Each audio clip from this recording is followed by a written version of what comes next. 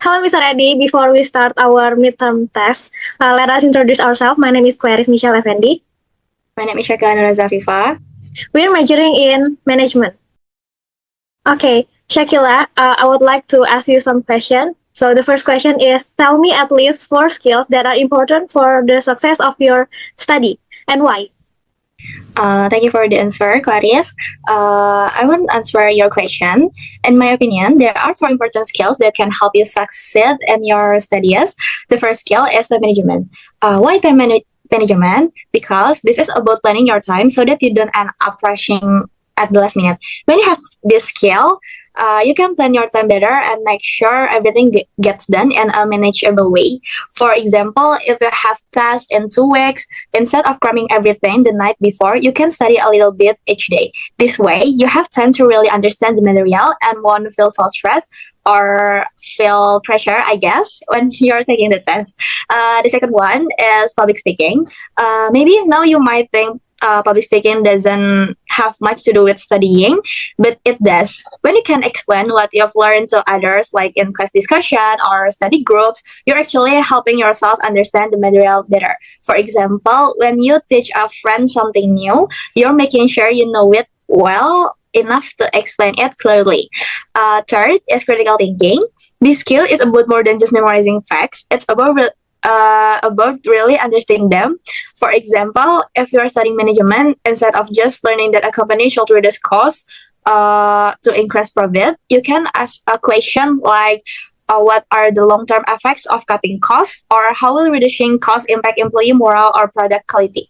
By thinking critically, you can evaluate the broader impact of decisions, which helps you make smarter, more informed choices in the future. Last but not least, self-disciplines.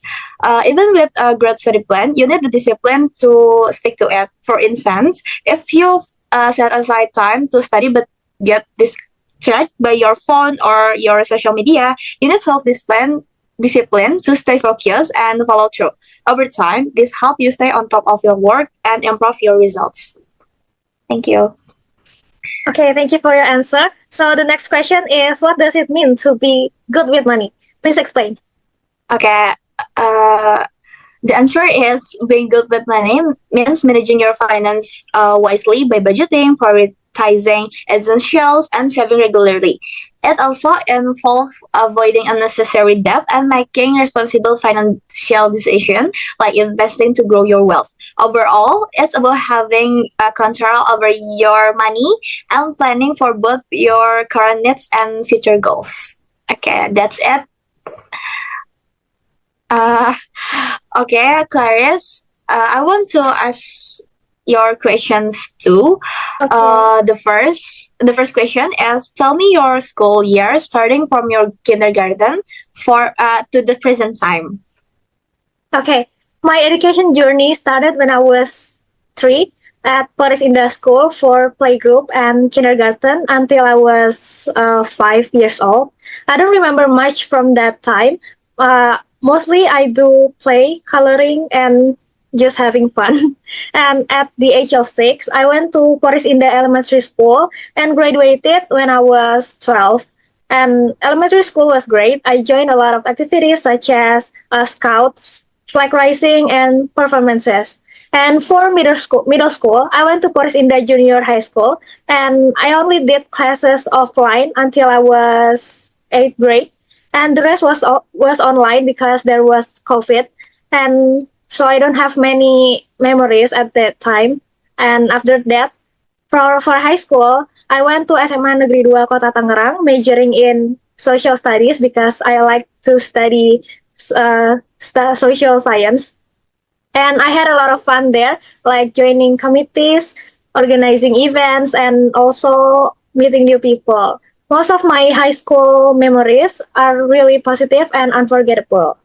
I graduated high school at 17, and now I'm studying in management, majoring in management at UMN because I'm passionate about economics. So far, I've been enjoying it, and it's a whole new world for me. And I'm excited for what's next in my university journey. Okay, thank you for your answer. The next question is, what types of social media are you using and what benefits can you get from and why? There are a few social media platforms that I use. First, I use WhatsApp and Line to communicate and also to make phone calls. Then there is Instagram where I can build my social media and personal branding, and also I can post photos and share about my activities through Instagram stories. And this platform is really useful for sharing, messaging, and also making content. I also use Twitter or X where I can tweet my thoughts and express myself in writing. On this platform, a lot of people share knowledge and information. So every time I scroll down through Twitter, I always learn something new. You know, it's also a great space for discussion with others. And the information from Twitter runs very fast, so we can get the newest information quickly. Then there is YouTube and TikTok, which I can use to watch videos, and I can learn a lot of things about what's happening in the world right now through YouTube and TikTok. And for professional purposes, I also have LinkedIn account to build connections and link in the professional world. I also can share about my education and my activities there, and there are many educational resources available on LinkedIn too. So most of the social media I use are for communication, information, entertainment, and learning. I will explain the first photo, which is a group of people who work as medical personnel. They are likely doctors, nurses, or other healthcare workers. They are wearing uniforms like scrubs or lab coats, uh, like uh, like in that video, which shows they are ready to care for patients. The group might be in a hospital or clinic, and they are working together to help people stay healthy. Medical personnel are important because they provide treatment and support when people are sick or need medical advice. Okay. Okay, I will describe photo number 3. Okay, in this photo, a group of 5 people are having a meeting or discussion in a bright modern room. They are gathered around a large wooden table that's cluttered with laptops, notebooks, pens, and coffee cups, and even a water bottle. Typical meeting stuff. It looks like a brainstorming session or a team meeting, judging by how relaxed yet focused everyone seems. And on the left, a woman with white shirt and short curly hair is raising her hand, probably about to say something or answer a question. And next to her, there's another woman who looks like East Asian in a plaid blouse, sitting quietly and paying attention. And in the middle of the table, a man with glasses and checkered shirt is leaning forward slightly, resting his chin on his hand and looking like he's deep in thought. And and at the head of the table, a bald man in gray suit and brown shirt is standing and smiling and gesturing with a piece of paper in hand. He seems to be leading the discussion and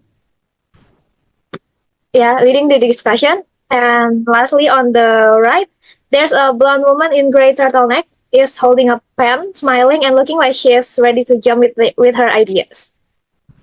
The room they're in has a cool and modern vibe with gray walls and big windows, letting in a lot of natural light. There's a sign of the wall says Mushroom 6, maybe it's the name of the meeting room or the place they're working in. And then there's a big modern lamp hangs above them, and the group is clearly using technologies to get things done with laptops open in front of them, but there are still notebooks and pens around, so it's a mix of a digital and old school tools, and the whole vibe is casual but productive. So this study runs out of money every month. If it were me, I'd probably start by sticking to a budget. That way, he knows exactly how much he can spend each week. Yeah, budgeting makes sense, but I think recording his expenses it might actually help him more. Like he needs to figure out where all his money is going. Maybe he's spending too much on stuff he doesn't even realize.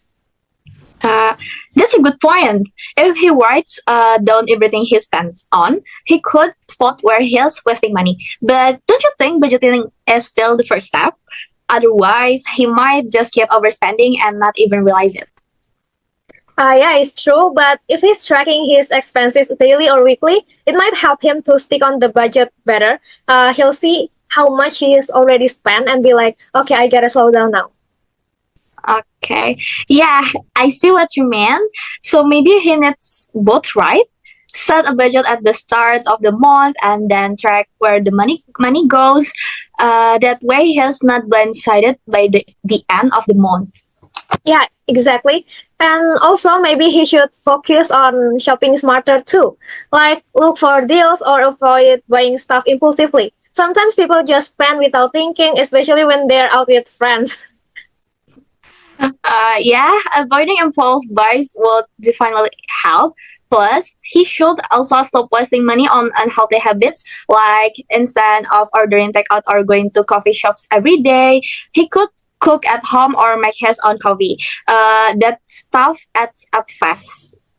Yeah, and if he has saving goals, it could motivate him to spend less. If he knows he's saving for something important like a trip or a new laptop, he might think twice before spending it. Yeah, having a goal make it easier to stay disciplined. And hey, using credit cards mindfully is another thing. He should only use them if he can pay them off right way. If not, he will just rack up the debt, and that's gonna be even worse, right? Yeah, for sure. So, to sum it up, he should set a budget, track his spendings, shop smarter, avoid unhealthy habits, and maybe have a saving goals. That way, he's got a good system in place. Exactly. If he does all that, he should be able to manage his money better and not run out before the end of the month. Sounds like a solid plan. Budgeting, tracking, and cutting unnecessary spending are definitely key. Hopefully, that will help him to get through the month without stressing. Yeah, for sure. Now he just needs to stick to it. So, what do you think are the most important things in relationship? I think trust is probably the biggest one. Without trust, everything else just kind of falls apart, you know? Yeah, trust is huge, but I also think that communication is just as important. Like, even if you trust someone, if you're not open about how you feel or what's bothering you, it's hard to make things work. I get that. But what if there's trust but poor communication? Wouldn't that just lead to misunderstanding and frustration, right?